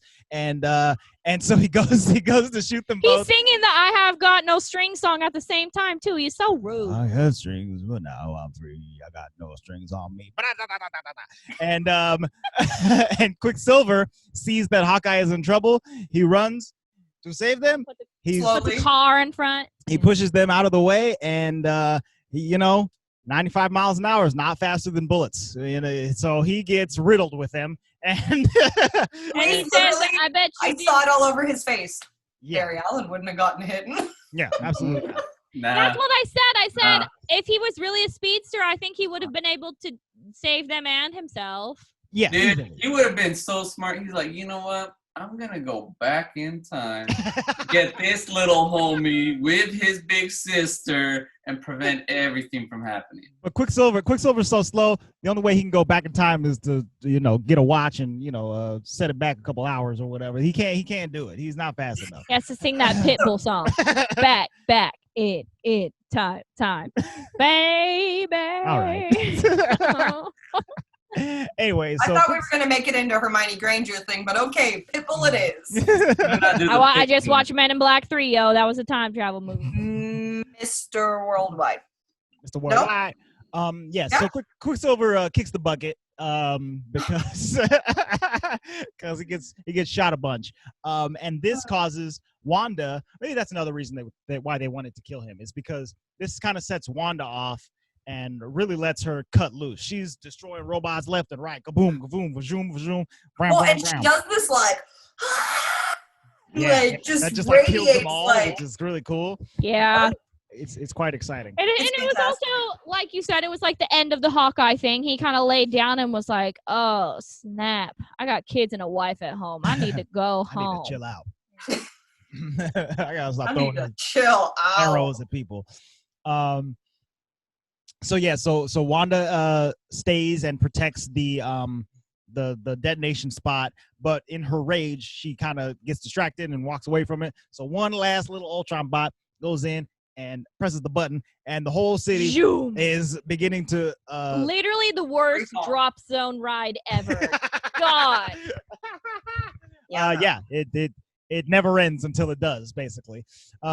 So Tony and Thor have to destroy the city using a combination of magic and science, and they get everybody off of there except for Wanda, who is saved by the Vision. Yeah, Vish already like her, man. And even she did too, because when they built him, she kind of looked at him like, a good one. Ooh, what's this? Ooh. Oh, your mind ain't so bad. Interesting. He swoops in there. He sweeps her off her feet. They have a long gazing look at each other that's almost as hot as Natasha and Bruce in the bedroom, but not quite as Oh close. my God. And then, and then they fly off onto the helicarrier. It made me teary. I love them. Yeah, Emily needs WandaVision now. I like them a lot. I do. Also, The Hulk has punched Ultron 2 or 3 times now, just very, very far away from things. And at one point, Hulk gets onto the Quinjet that Ultron was piloting, and he kind of just flies it off into the distance.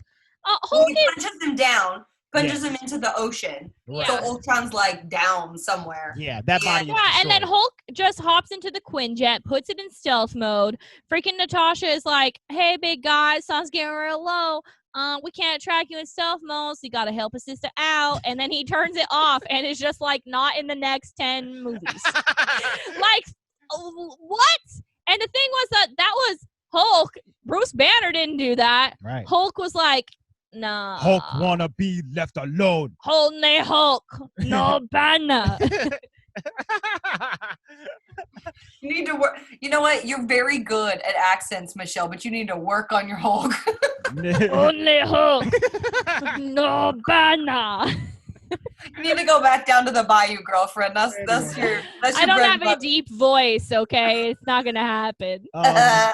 So Vision is able to confront the final Ultron body, and he's like, "Hey, so what? You're just gonna be good with the humans now? You think the humans are nice? They're gonna mess you up, dog?" And Vision's like, I really see potential in them, and they're really cool, and I like them. Yeah. But what do I know? I was only born yesterday, so whatever. Yeah, and then Ultron tries to attack him still, so he's like, He "You vaporizes dead." them. Mhm. Barbara. Peace. I out, really like- Ultron. I think the best part about Vision, and I guess they really only do it in this movie. In the rest of the movies, he's very much an Avenger, Mhm. right? But like in this movie, at least, he's like, I'm not on anybody's side. I'm on the side of life, and I'm on Right. the side of making sure that the people who are innocent are protected. Mhm. You know, he's And not. he really didn't want to kill Ultron. He was like, he's like a lost puppy, you know? I just really appreciate that it's not so much like, well, Tony made me, so I have like an honorable duty to follow him or Right. whatever. It's more Right. like, I need to protect people because if not, you're going to destroy yourselves or whatever. I just like that concept. It's Yeah. really cool. Yeah. And that just goes all the way back down to Infinity War, where he's like, "Hey, Wanda, you gots to kill me. Like, you have to." Yeah. Bring it up. I know. He's a very altruistic being that is in it for the good of everyone. He's like the ultimate hero. He's kind of what Tony and Bruce were trying to create in the first place with Ultron, but he's like more laid back than the aggressive nature of what they wanted to create. Yeah, but he can also fight real good. They train him Yes. up at their new Avengers facility. Yeah, and the Vision has a lot of cool powers. You kind of see most of them in this movie. He can fly. He's super strong. He can phase through objects. He can shoot lasers out of his forehead. Which he I can do all forget that that he's made of vibranium, Yes. which is. He's made of like vibranium skin. Yeah, That's it's cool. Must be nice, bro. Oh, I get lots of bruises. I could do with some vibranium. My back hurts Literally. all the time. I could use a vibranium back. Yeah. Hook a brother up, please. Goodness gracious. His back is always My back hurting hurts him. right now. Ugh. We old up in this Morton mansion. None of you are even 30. Calm down. Yeah, I know. Our bodies are. It's creeping. I need a new vibranium back. You just want vibranium in you. I want something. Somebody. He help me out. literally, Andre, all the time is like, if I was just a cyborg, I could have this part of me would be metal and this part, and I'd have a cyborg arm, and give me one of those eyes I can see information in all the time. I don't want you to have an eye. Just like you could be like Yeah. metal, but like keep your face intact. Right. You're- I'll have one robot eye, and then a robot back. Maybe I'll do a one robot arm, and then one robot leg, and then my robot back, of course, and then I should be good. Should be good. Okay. You know how you talk about Barry Allen at night? We talk about how he would become a cyborg. Okay, it's fine. Ultron is dead. He is gone. He is no longer a threat to the Avengers. Bye bye. They go to set up their brand new Avengers facility out in upstate New York. Upstate New York. Hawkeye goes back to his wife. He's like, peace out. He's like, I'm going home Thor to goes Velma. back to Asgard for a hot Velma, second. yes. Yeah, dude. No regard for lawn maintenance, Thor, but Yeah, fine. he messes up the law pretty good. And again, Thor's just like, all right, bye, y'all. I'm done. Oh, this is where they have the Yeah, he does conversation what he about the hammer and the going in the elevator. Yes, its worthiness and whatnot. So good. Cap is just like, I'm gonna pick that thing up eventually. One day it's gonna know who worthy. Little does he know. Little does he know. Yeah, so they set up the whole facility. Iron Man drives off, and Cap and Black Widow stay to train their new recruits. We got a War Machine, Falcon, Scarlet Witch, And Vision. and the Vision. It's a pretty small new team, but mighty. And they But honestly if anybody can train him up, it's Cap and Black Widow.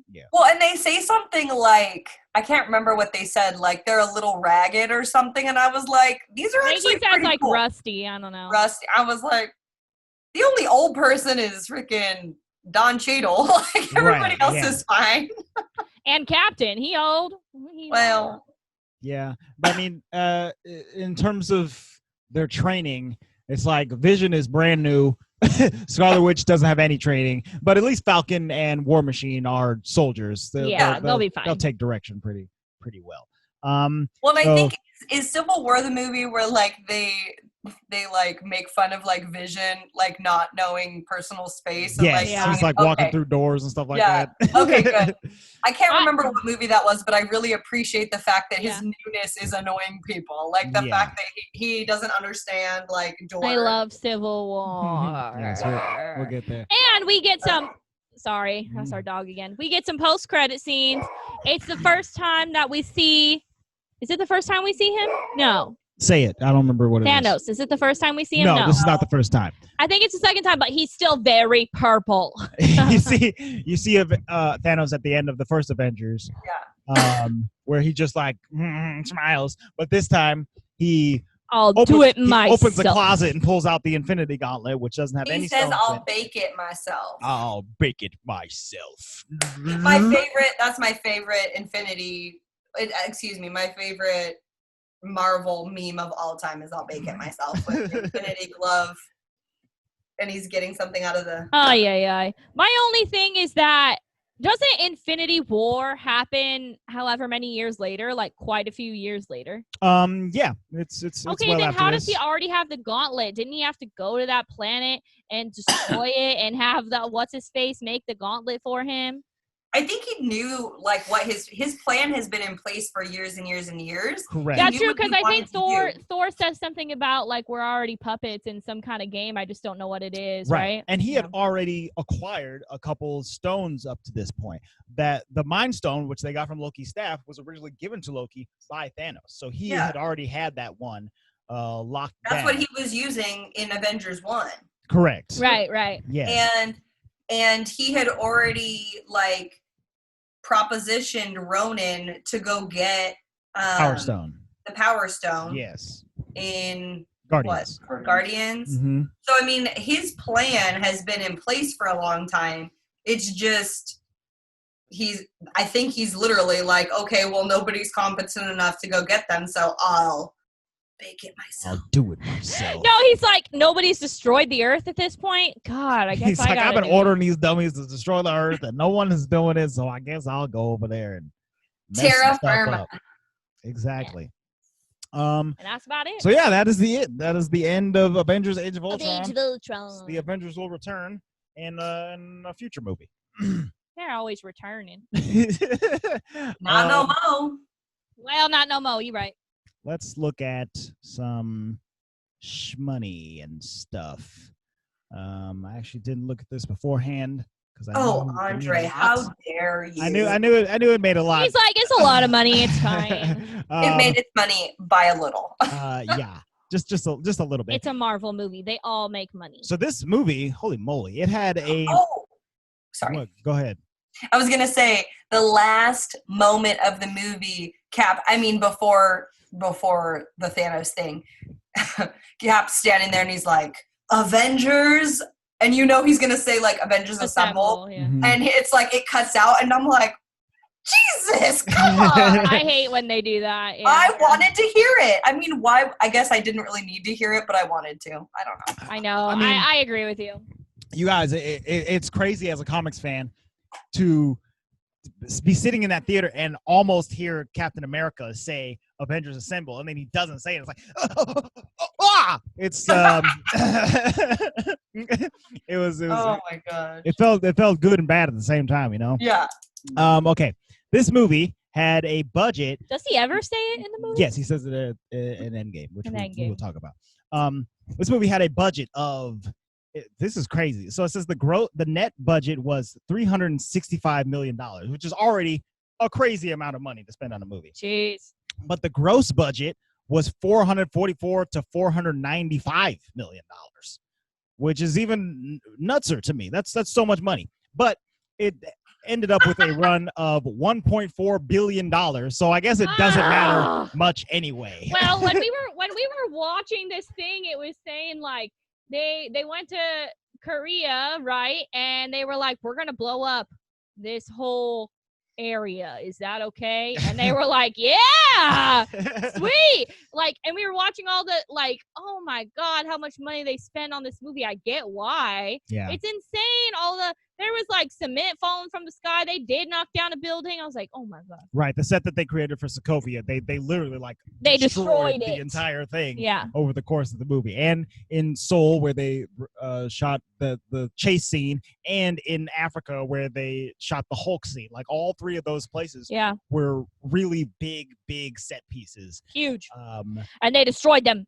Yeah, and they jacked them up. But that's probably why it looks so good. There wasn't, I'm not going to say there wasn't a lot of CGI because of course there was, Mhm. but There always is. like, Yeah. for there to be that intense of a set, that's really cool. Yeah. Well, and it was cool watching it and watching them like destroy it in the scenes. I was like, oh snap, okay. Indeed. It said it made 84 million opening day. Well, good for them. Yeah. Just how much money have I ever made in one day? It's not that much. I can tell you that for sure. $44.32. Yeah.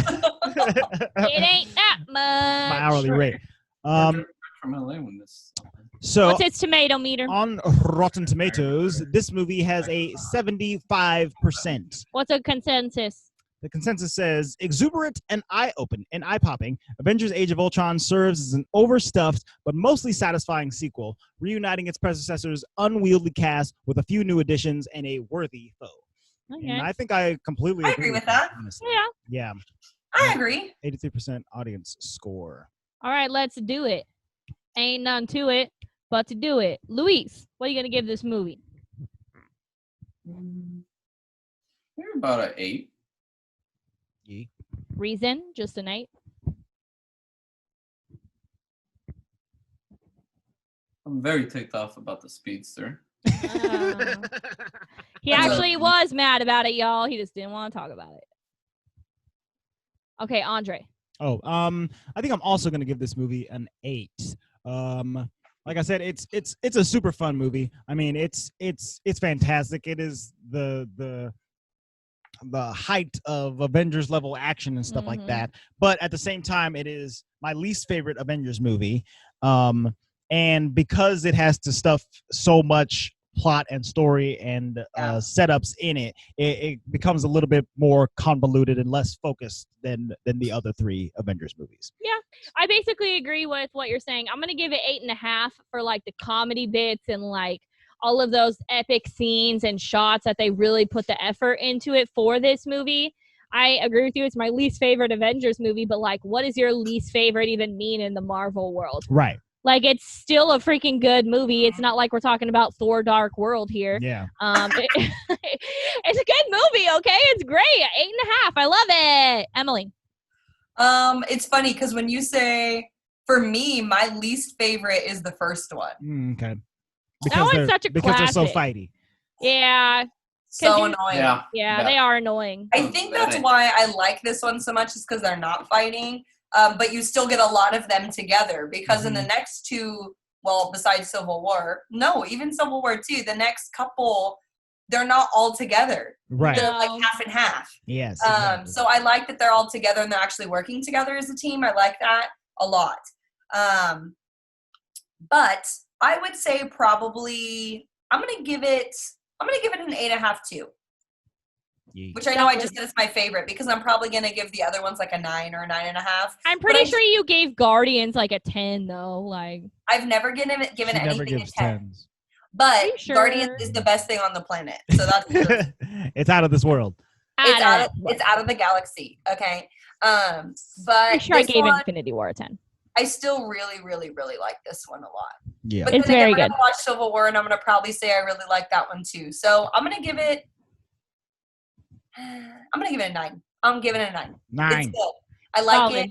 I like the amount of stuff into it, but it does make some things convoluted. Like we talked about the Thor thing. I'm like, wow. Yeah. Right.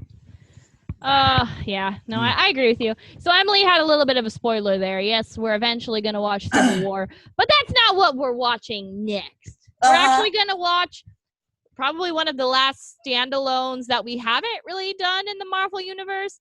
And this was definitely a movie that I was not excited for at all. Which is hilarious because someone was like, I know. Being the And he fans was of it. trying to get us to go watch it. And you and I were like, no, we're not going to go see this. can you be on screen when we talk about it, please? We're going to watch Ant-Man. 2015 Ant-Man. Look at Luis's smile. Like, oh yeah. This movie actually in the Marvel Cinematic Universe came out exactly after Avengers: Age of Ultron. So Oh, good for us. yes, it's a perfect one to watch next. So look out for that next week. We will be bringing you some Ant-Man-y goodness. In the meantime, Hold on, check us- I got. Oh yeah, go ahead. Sorry, I have shout outs. Oh yes. Ooh! We got shout outs, y'all. We got Shout 'em out. shout outs. So we got 2 new patrons on our Patreon account. And We need like a button that we push when we get a patron.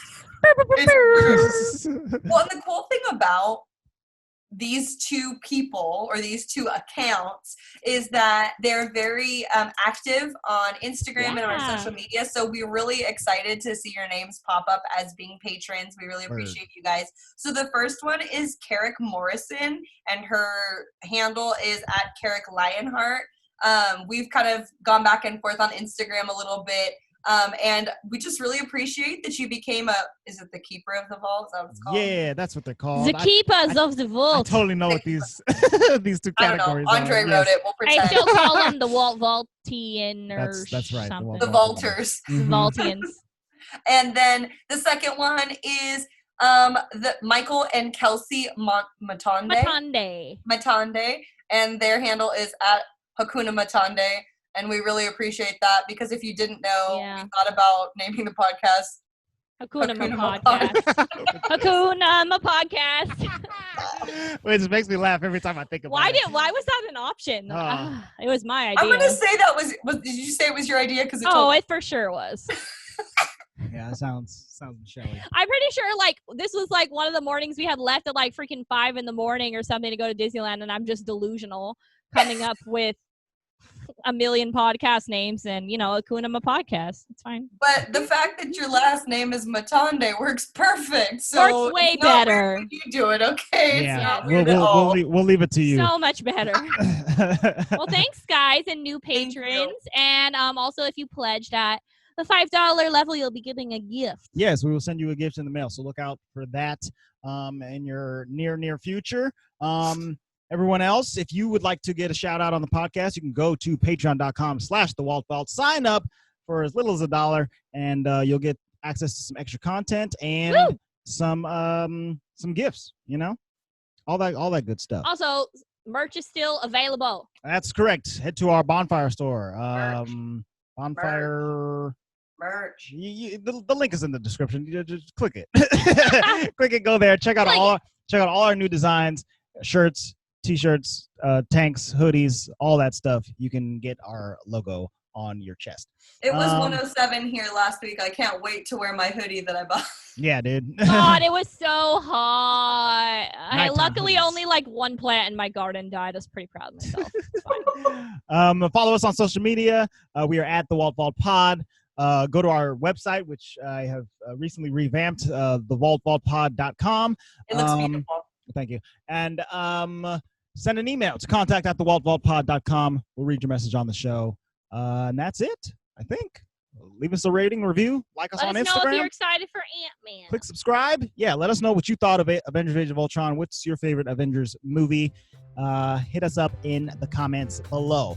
That has been it for now. Thank you all so much for listening to The Walt Vault. We'll see you next week. The Vault is now closed. Bye. Two.